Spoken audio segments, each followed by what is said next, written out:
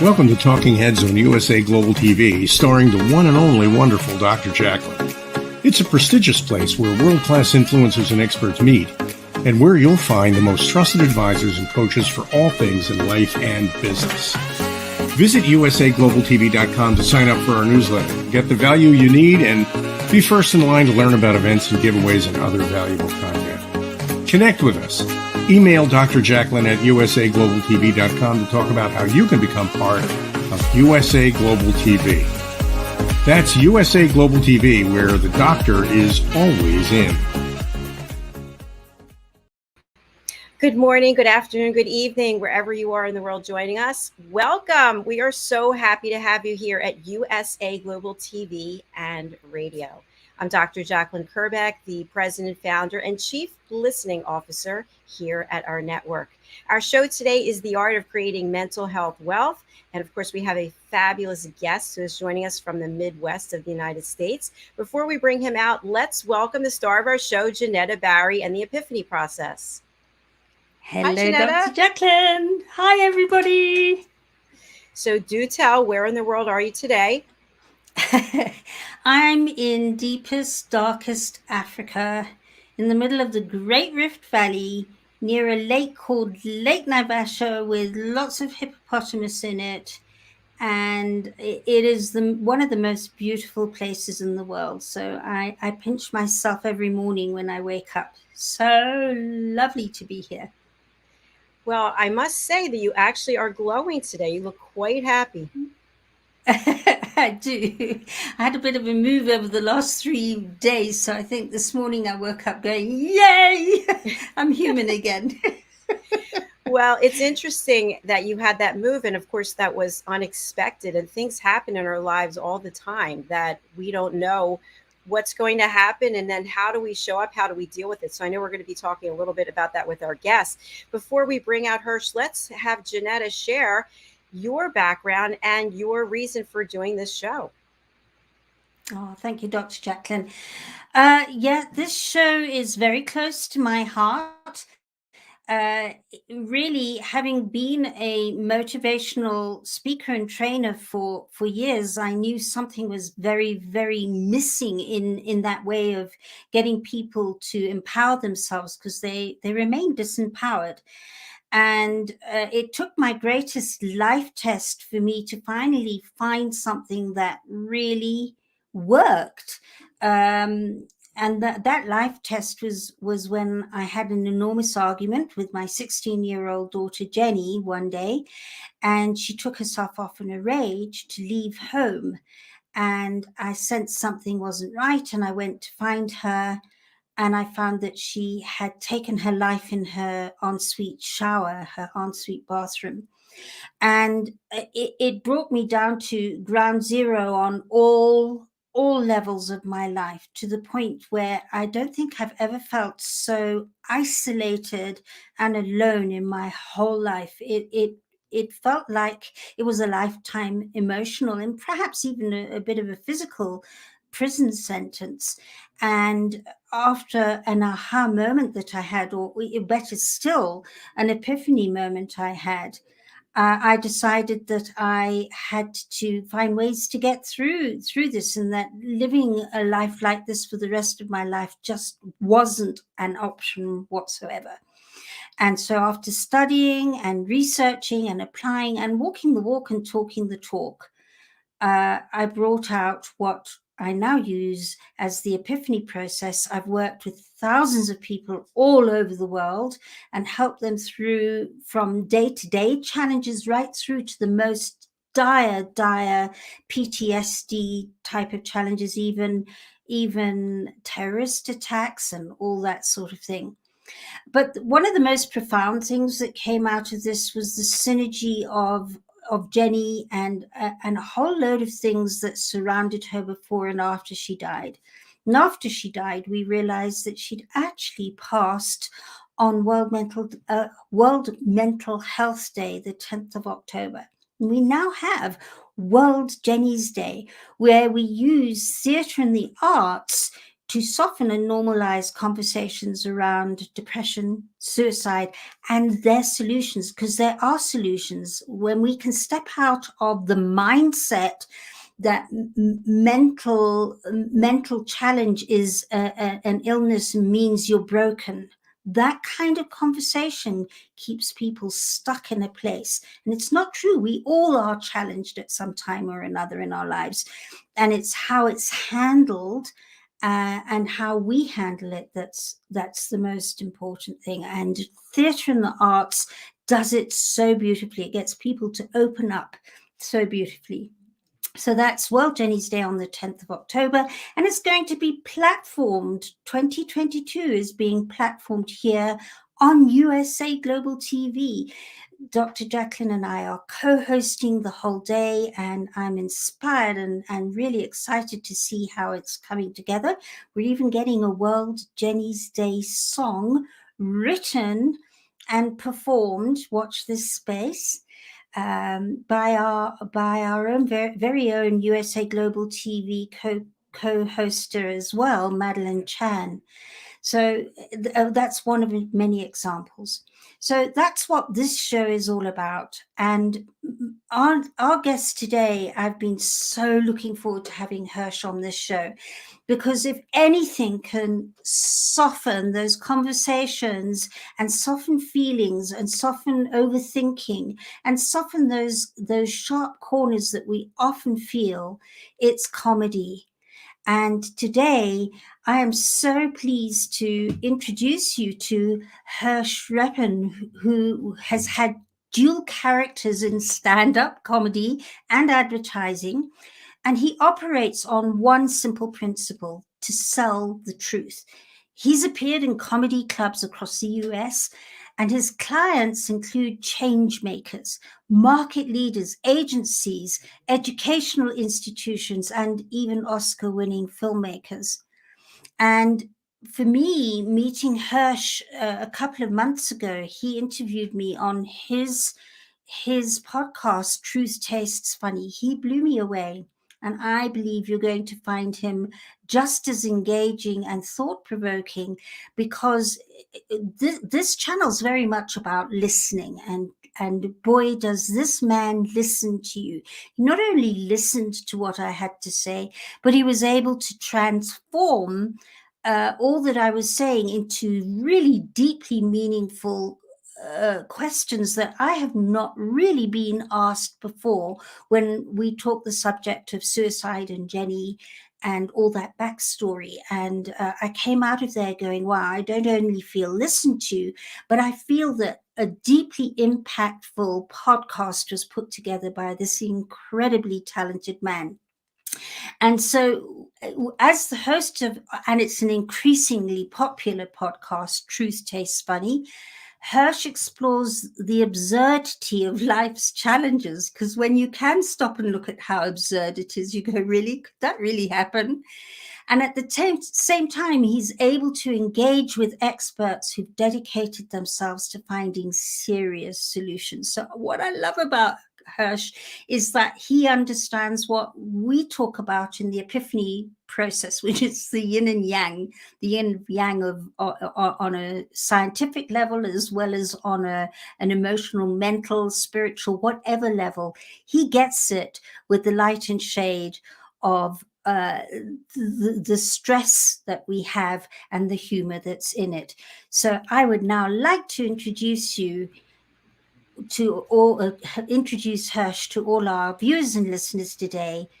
Hersh Rephun, welcome. Hi, welcome. Hi. Well, thank you, Dr. JACALYN. Thank you, JENETTA, for that introduction. Wow, it's wonderful to hear. It's very gratifying, because that's and I was excited for our interview even before meeting you, and I was naturally wanting to approach our interview it was a little different. We have people who come on with lighthearted issues or uncomfortable things or strange things, but this was something so important and so substantive and so human that I wanted to make sure that I handled it the right way, and true to the show as well. And you allowed us to get there, and so I appreciated you as a guest as much as you appreciated me as a host. And it's growing into something that I feel is what I envisioned, which a lot of times we jump into things and we either have a vision and we find out we were wrong, or we have a vision and we find out that it's different from what we thought. This is fulfilling in a way that I had hoped it would be, and it's really just the beginning. But I think that we're all, every day we're getting up wanting to find some tether to sanity, to keeping our heads together, and it takes effort to do that. Absolutely. Hersh, thank you for sharing that. And I'm excited to actually be able to listen to this podcast that you two recorded. How can we find this? Well, we're on all the platforms, on iTunes, Apple Podcasts, Google, Spotify, Stitcher. Also, if you go to truthtastesfunny.com, it'll direct you to our page, and so that's an easy way to remember, to find it. But it's spreading, and it's pretty much on all the platforms now. That is very exciting. Congratulations. Thank you. My question for you is, you are used to commanding a stage and commanding a microphone, and yet at the same time, from what JENETTA just shared, you're an excellent listener. And those two things don't usually go together in my experience. So tell us a little bit about how you're able to listen at such an effective and elevated level. At the same time, you're able to mesmerize people and just with your presence, change someone's demeanor and their feelings and their perspectives with your humor. I have a feeling that because I spent possibly the the first maybe 7 years of my life just talking, that maybe that has something to do with it. Maybe I was so loquacious and such a kind of a character as a young kid and as a person, that I recognized that maybe I wasn't completely absorbing what other people were doing. And when I was learning acting, listening is so important as an actor. When I was doing theater, and I think the theater is really where I learned to listen. And then getting into the professional world, working in advertising and being a creative director and brand storyteller, I learned to listen to brands, and I learned to listen to their needs and what they had hoped for their image. And so I think listening really started becoming second nature. And then marrying the stand-up back into it, I think I became a much more full-rounded person on stage instead of just being funny. I used to do voices, impressions, but I kind of evolved that into storytelling about some serious subjects as well. Thank you, Hersh. I just met you backstage and I had no expectations. And for some reason, I thought maybe he's going to be telling jokes or he's going to have some flip comments.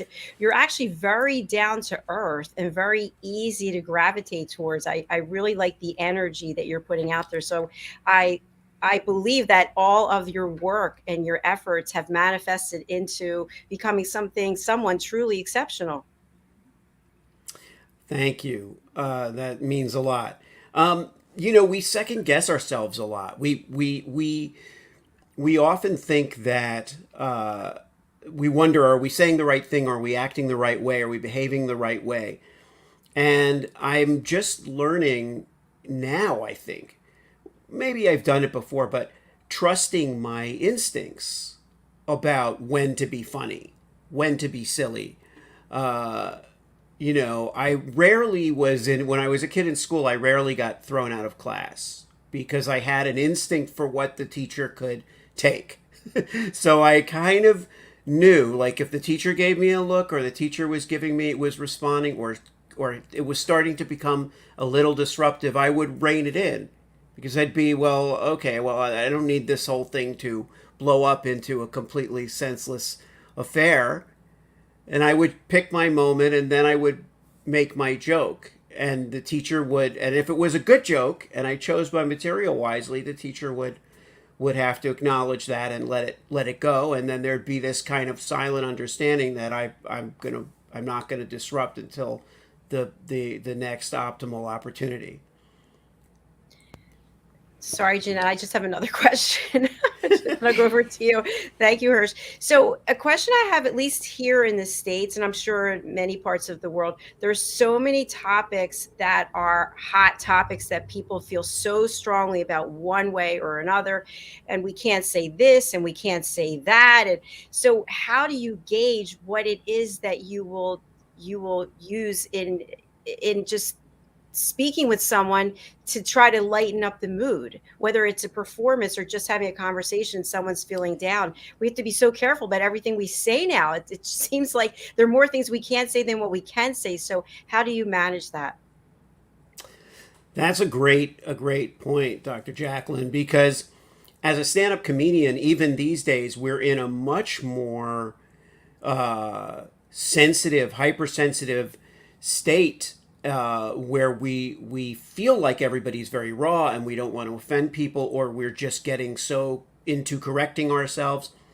But it goes back to the listening, and it's about reading an audience. And I'm not quite sure. I mean, I'm sure there is a science to it. For me, it is an instinct where you test the waters, and you remain tuned in, and when you feel that there's an opportunity to push and go somewhere with something, you go for it.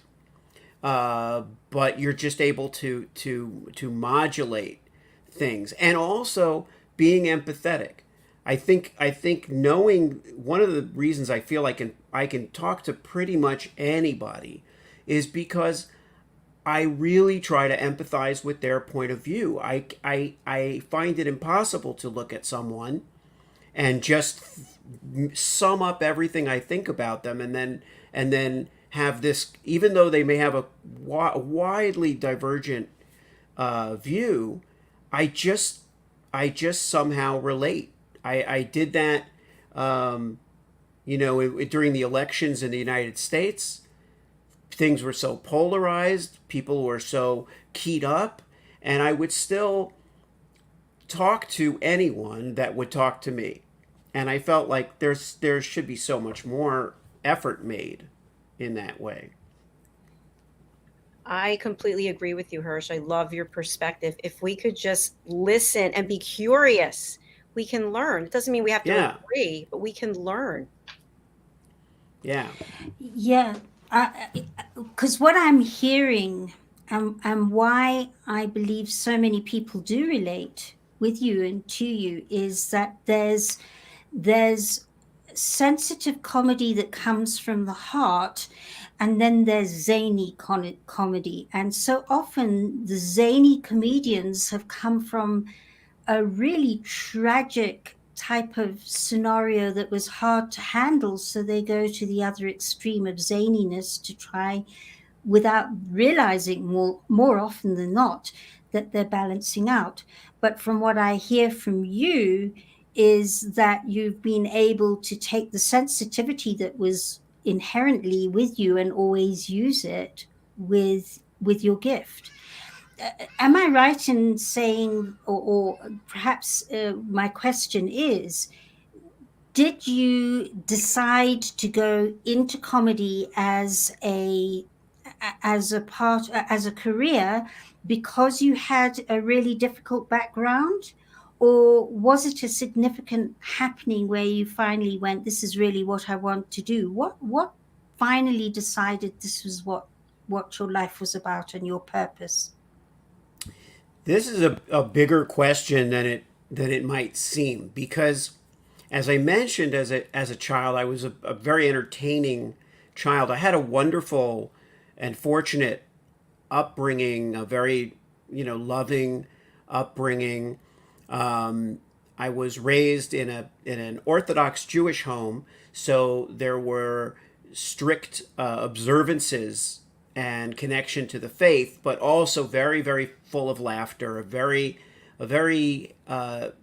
positive experience. And a lot of times you hear from comedians, or of their background, as you alluded to, there's tragedy, there's pain, and the stage is a kind of a place for catharsis.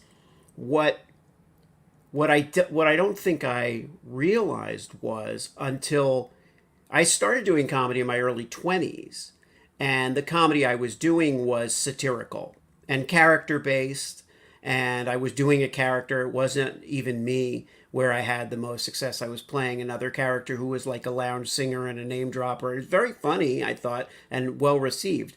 But I think as I got older, and as you mature and you have relationships and kids and family and responsibilities, and life is complicated, then you start to actually process everything. So I think there was always this wanting to process things.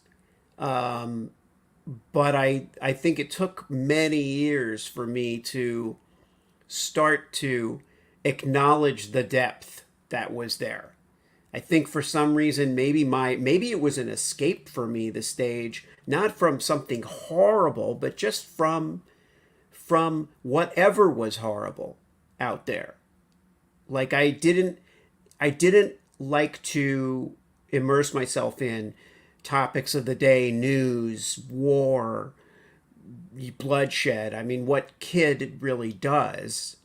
And I carried that lightness with me, but I think at a certain point I was just all of a sudden I was so in touch with the realities of the world. And I think it has to do with parenting, that that I just decided I would, okay, now I'm gonna in my comedy focus more on what I'm really feeling. I'm still going to use humor, but I'm going to take the truth and I'm going to sell it, just as I do in advertising. I say sell the truth because I'm like, you can't, BS everybody, and you can't fool the consumer, and that's not really the way to go. You have to sell them what you're really believing.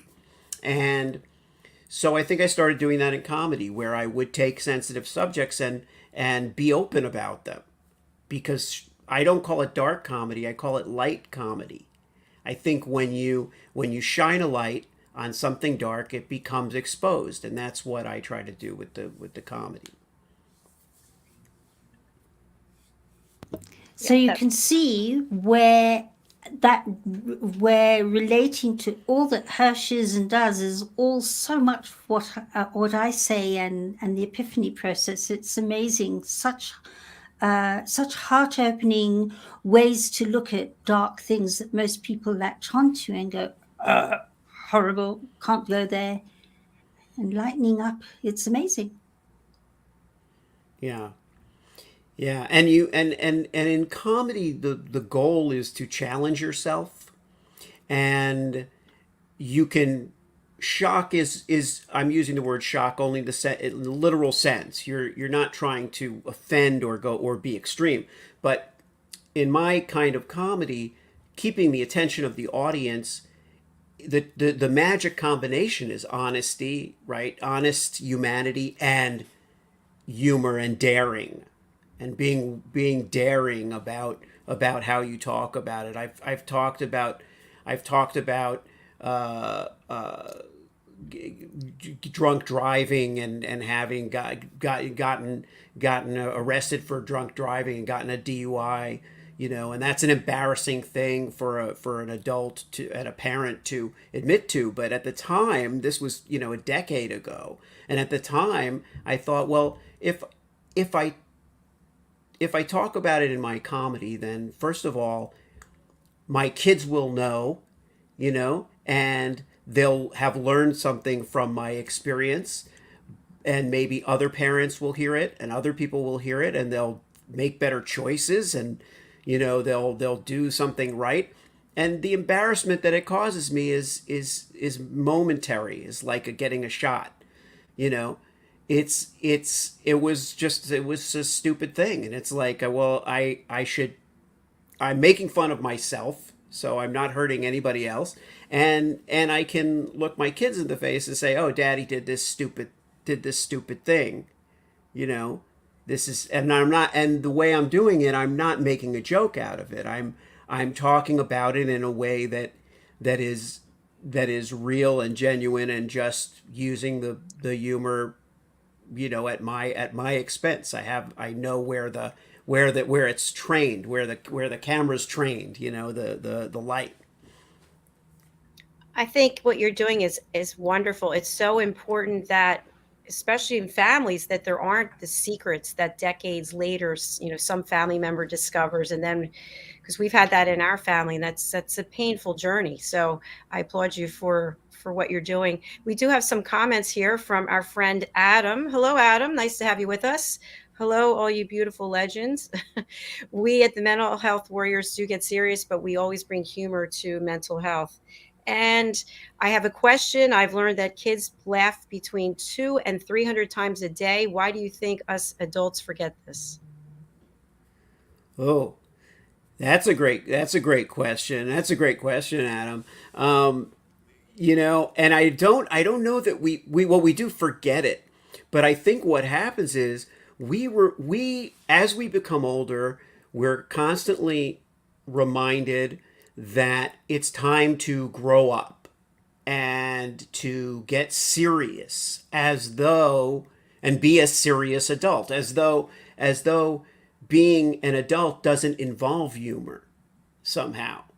And so we don't really forget about laughter, but we all of a sudden, and I'm guilty of this too. This has happened to me too. We look at children and we think, okay, they have the right to laugh, and they can find humor and they can play, but it's time to get serious now. Let's get serious. And it's something we have to fight. We have to fight back against being too serious. We can find the humor in things and laugh, and sometimes it'll be inappropriate, and that's okay too. In the sum total of all the laughs that we have in our life, some are going to be inappropriate, and those may even be the best laughs. Thank you, Hersh, and thank you, Adam. I'd like to follow up with that, because this has happened to me. I don't know if it's happened to any of you, but if when there is a serious situation, it's happening to us, and then we make light of it, sometimes other people judge us. Well, that's not funny. How can you laugh at that? It's kind of like, oh, you put it back on them, but this does happen. What are your thoughts? Well, the judgment is a biggie for me. I think that I have, in the last couple of decades, I guess, started to rebel against judgment of any kind. For every person standing on a street corner pointing at the person down the block and what a terrible person they are, there's someone up the next street pointing down at them. And it comes back to fear. What are we afraid of? What do we think is going to happen if someone isn't happy with us?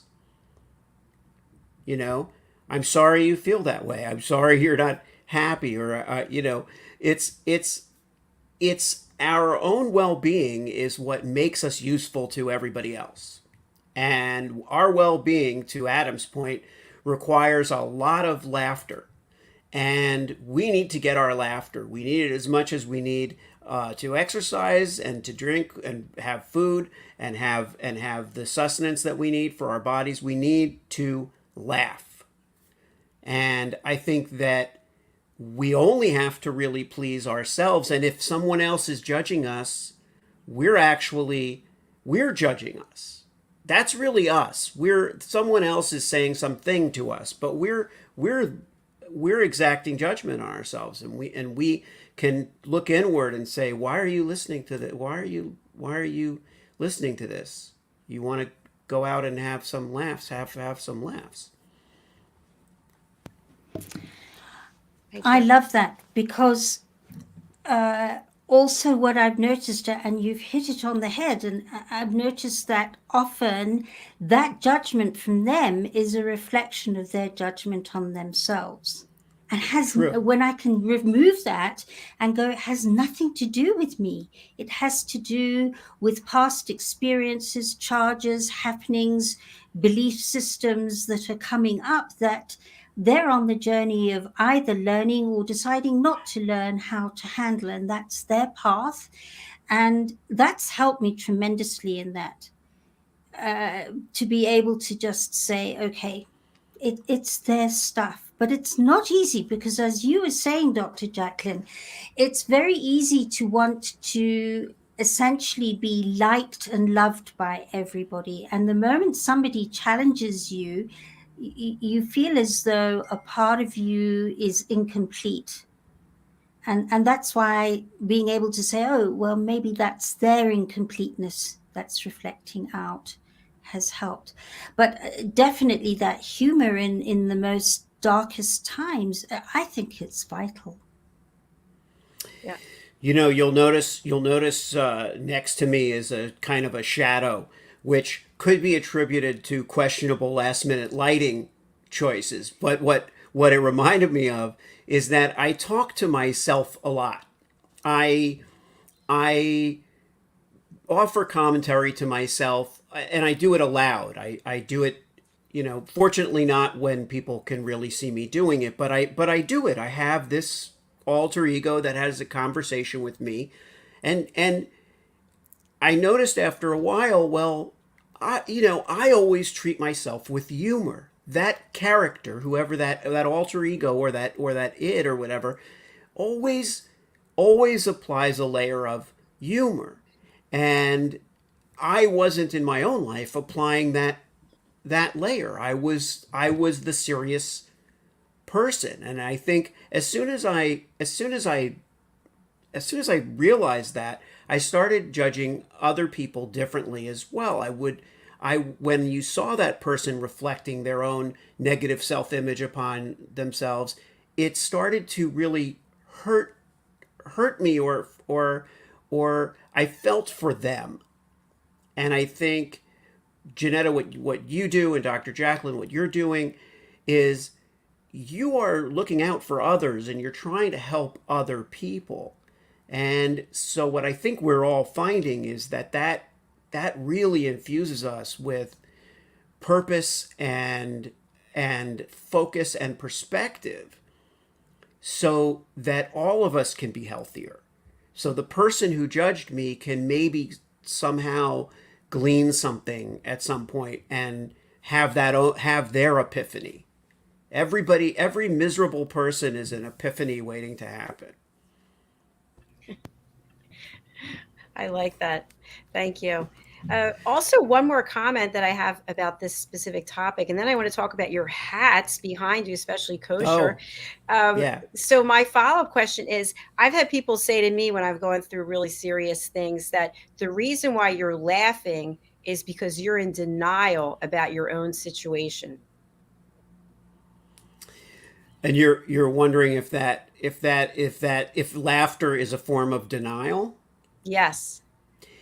Well, it would have to be a very fake laugh, because, and there are people who will laugh, laughter that reflects any kind of denial is so forced and labored that it cannot be confused with with genuine laughter. Laughter is freeing. Laughter is often involuntary, right? It's a release. That's why I say sometimes it's inappropriate. But the people who laugh because they're in denial are not really believing their own laughter. So the excuse that you just don't take it seriously because you're in denial is possible, but it's not the laughter that we're talking about. That really helps. Thank you. Sure. And Adam, we've got a lot of comments from Adam as well. Let's just put up a couple of them. Fake laugh is another word for masking. Yeah. Yeah. True. Yeah. All right. Thank you, Adam. So let's talk a little bit about kosher. Tell us what is the significance of it. This is in the advertising part of my life, my business partner Isaac Fadlon and I have an ad agency called Propeller 5, and we were doing a lot of work before the pandemic. When the pandemic hit, and we work a lot with fashion and footwear clients.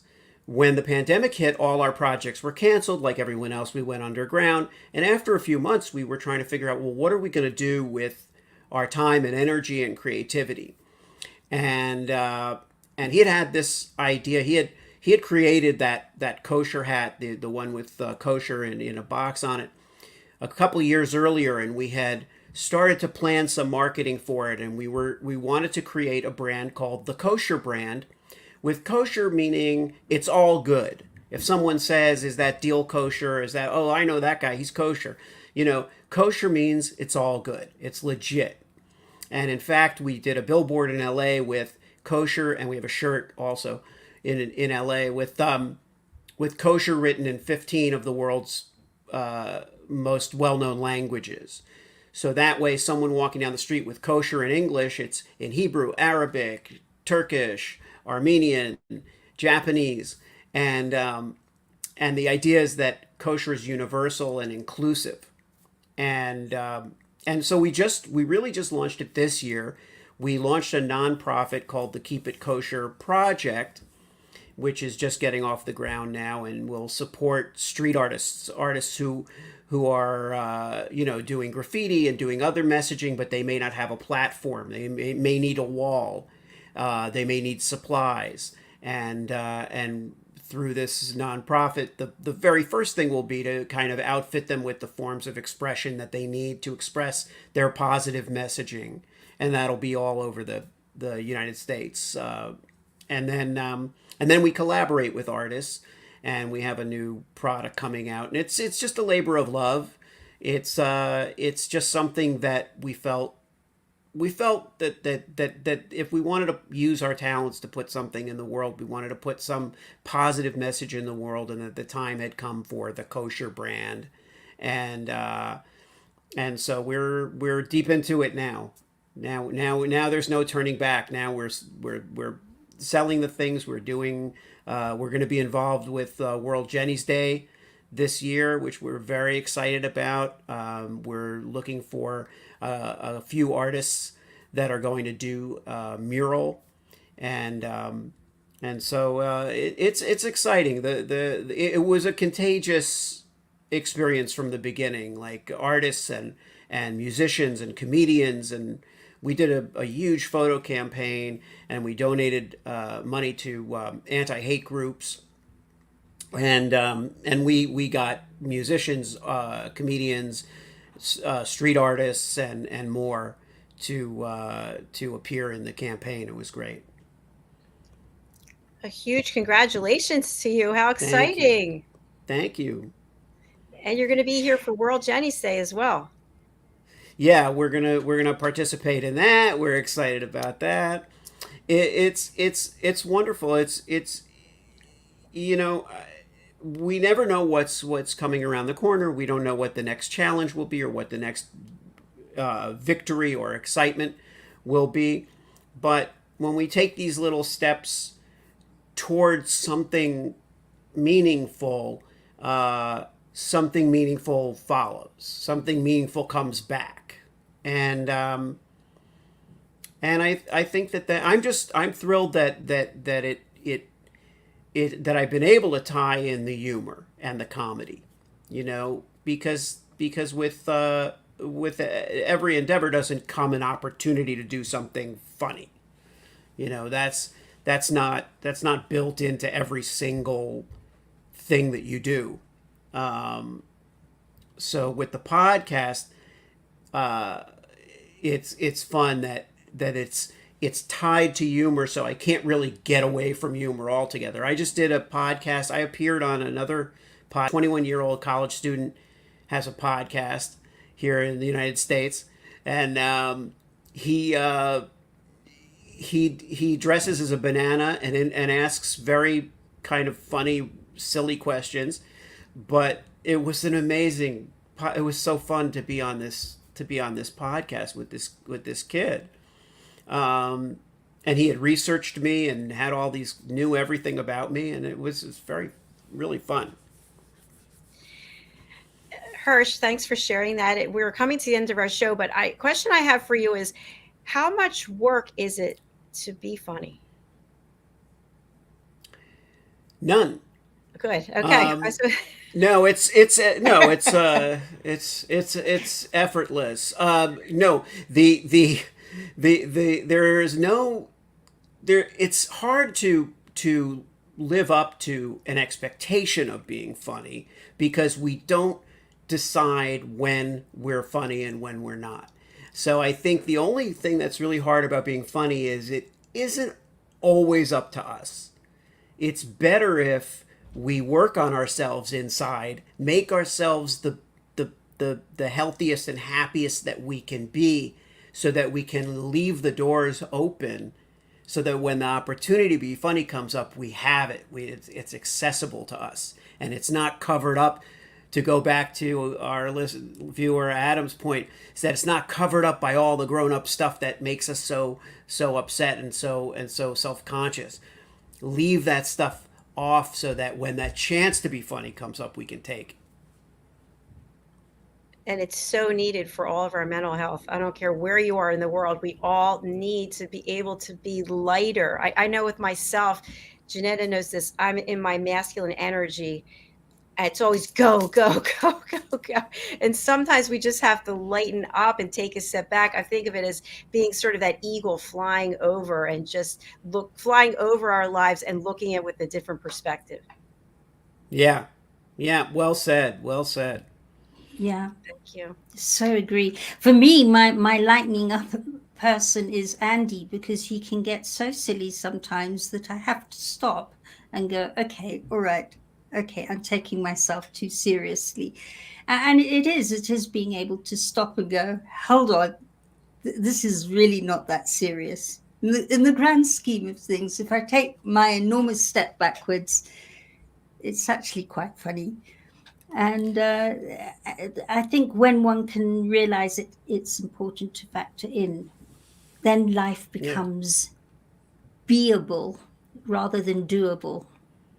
You become a human being instead of a human doing. Yes. And I think also as entrepreneurs, we can discuss this on another show, but we get so heads down into what we're doing, and that all these things are happening around us that we're missing that could bring us humor and lightness. But it's like, I have to get this project done. I have to get this. No, let's take a step back, take some deep breaths, and look around and go, wow, that's kind of funny. The fact that I just spent all those hours working on something on a document and then it disappeared because I didn't save it as I was going through. Yeah. Like there are ways that we could look at things from a new set of eyes, really. Yeah. Watch kids how they decide to make fun of something or not. Instead of correcting them, we should observe them as though they're elevated, advanced forms of life. They will come up with the funniest things and the most silliest things, and sometimes we're busy herding them and trying to herd them into the next get them into the next activity or whatever it is. And we really should be watching their behaviors, because it's what we need to often pursue. Absolutely. It can be very liberating. Yeah.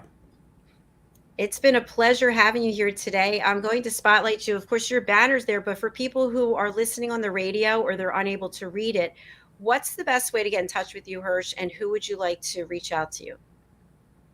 I think that well, the best way to reach out to me is probably to go to truthtastesfunny.com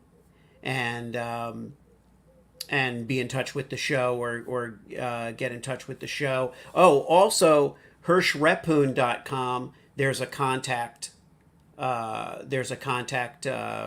page. So if they want to reach out to me, either to talk about the show, or talk about appearances and things like that, comedy appearances and so forth, obviously all the booking stuff, that's all on HershRephun.com, which I had neglected to give you. Yeah, there you go. Yeah, so that's the best way. That's the best way to find me and see kind of the full picture of all the things I'm doing. All right. Fantastic. Thank you. I'm a quick typist, I think so. Yeah, you're awesome.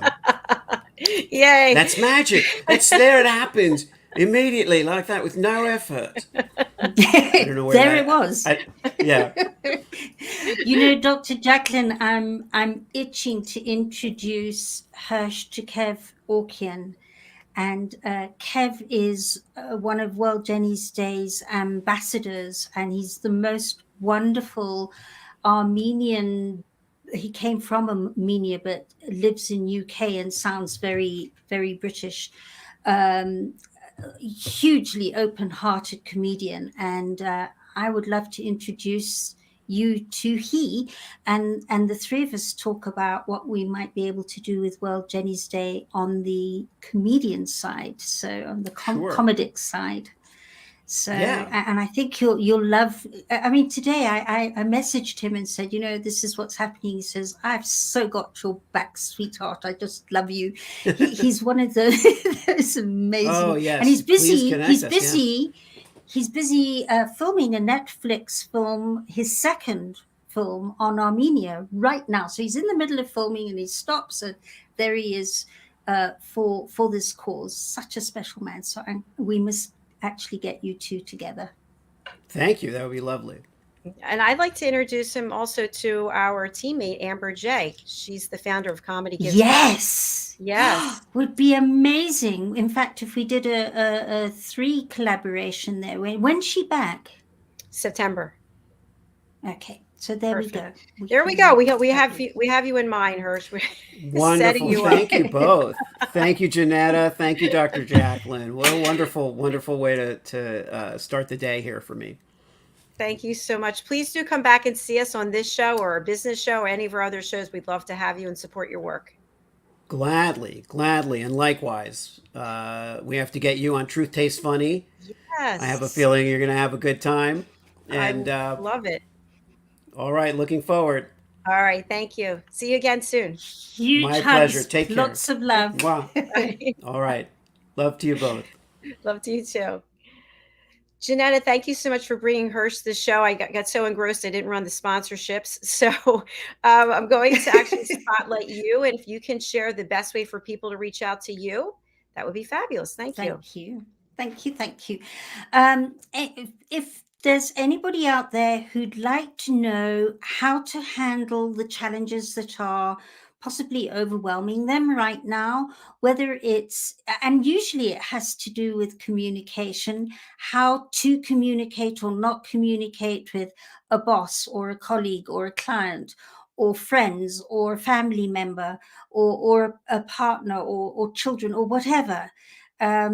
We're all challenged at some time or another. So if you would like to know how to skillfully step into that place of authenticity and truth that Hersh was talking about just now, where you can speak your truth from an open-hearted place, not to hurt and not to destroy, or not from a place of fear, but from a place of open-hearted understanding that it's your truth, it gets received like that.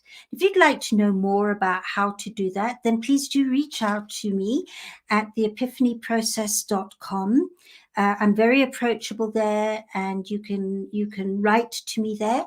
And if you'd like to know more about World Jenny's Day, there's worldjennysday.com.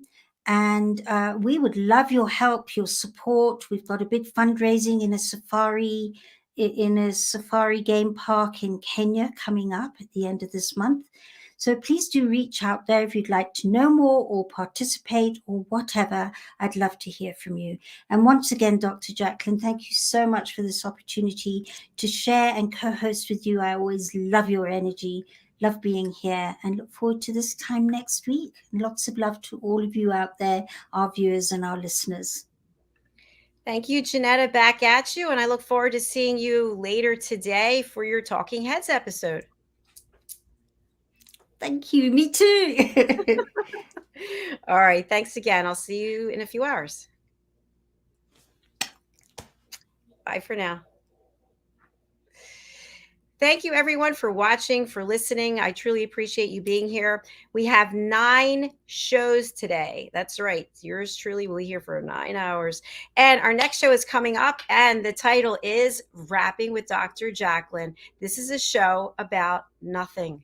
So I look forward to welcoming my first guest, Madeline Chan, and we will be in our virtual living rooms just having a chat and seeing where it goes. So if you'd like to be on any of our shows, please go over to our website, which is usaglobaltv.com, and you can book your session. We have a lot of exciting things going on. So we also now have within our house, so to speak, the ability to create jingles, to be able to create full-blown songs and productions, video and audio. If you have a special event coming up, for example, let's say you're getting engaged and you want to have a custom song written for that special someone, we can actually create that song for you and also the video that goes with it, and then it's yours and you can run off and do whatever it is you'd like.